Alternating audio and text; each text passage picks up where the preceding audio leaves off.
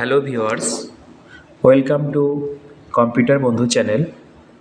আজকে আমি আপনাদের যেটা শেখাবো সেটা হলো ধরুন আমরা যখন এক্সেলে যখন কোনো কিছু প্রিন্ট করি তো আমরা কি দেখি, শুধু প্রথম পেজে শুধু হেডিংটা আসে, পরের বাকি পেজগুলোতে কিন্তু সেই হেডিংটা কিন্তু আর আসে না। তাহলে আমরা সেই হেডিংটা আমরা কি করে নিয়ে আসবো এক্সেলে, সেটা আমরা কিন্তু আজকে শিখে যাব। ওকে, তো যারা আমার চ্যানেলে প্রথম ভিজিট করেছেন তাদেরকে অসংখ্য ধন্যবাদ। আর যারা অলরেডি সাবস্ক্রাইব করেছেন তাদেরকে তো আমি মন থেকে ধন্যবাদ জানাই, আর যারা করেননি প্লিজ চ্যানেলটাকে একটু সাবস্ক্রাইব করবেন। ওকে, আচ্ছা, তো এখানে দেখুন, তো আমরা কীভাবে এই কাজটা করব। আমরা যখন প্রিন্ট আউট দিব প্রতিটা পেজের মধ্যে যেন হেডিংটা থাকে। ওকে, তার জন্য কি করতে হবে, আমাদের আসতে হবে হচ্ছে পেজ লেআউট। কোথায় আসতে হবে? পেজ লেআউটে আসতে হবে, ক্লিক করতে হবে।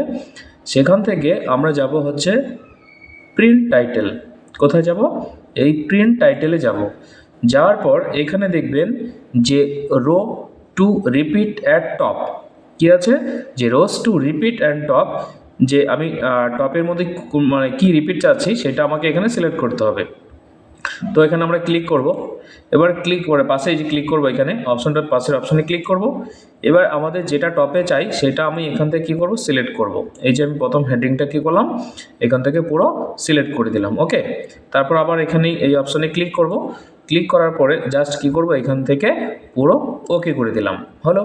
এবার যদি আমি কন্ট্রোল পি করে দেখি যে প্রতিটা পেজের মধ্যে আসছে কি না, তো দেখুন এই যে চলে আসছে কিন্তু। ঠিক আছে, তো এইভাবে কি করতে হবে, প্রত্যেকটা পেজের মধ্যে কিন্তু হেডিং এইভাবেই নিয়ে আসতে হয়। ওকে, আচ্ছা, এবার এইখানে যে এই টেবিলটা আছে, ধরুন আপনাকে আপনার বস বলল যে এই যে টেবিলটা দেখতে পাচ্ছ এটা আমি একজনকে বানাতে দিয়েছিলাম, সে কি করেছে, ভুল করেছে। মানে এখানে হওয়ার দরকার ছিল এমপ্লয়ি আইডি, তারপরে ফুল নেম, তারপরে জব টাইটেল, তারপর স্যালারি। সে কি করেছে, সব উল্টাপাল্টা করে দিয়েছে। এখন কি করে এটা ঠিক করতে হবে, মানে সবার প্রথমে থাকবে এমপ্লয়ি আইডি, তারপরে থাকবে ফুল নেম, তারপরে থাকবে জব টাইটেল, তারপরে থাকবে স্যালারি। এইটা খুব কম সময়ের মধ্যে কি করে ঠিক করবেন দেখুন। তো যেহেতু আমাদের কি থাকবে, এমপ্লয়ি আইডিটা আমাদের প্রথমে থাকবে, তাই আমরা এখানে আমরা 1 লিখে দিব।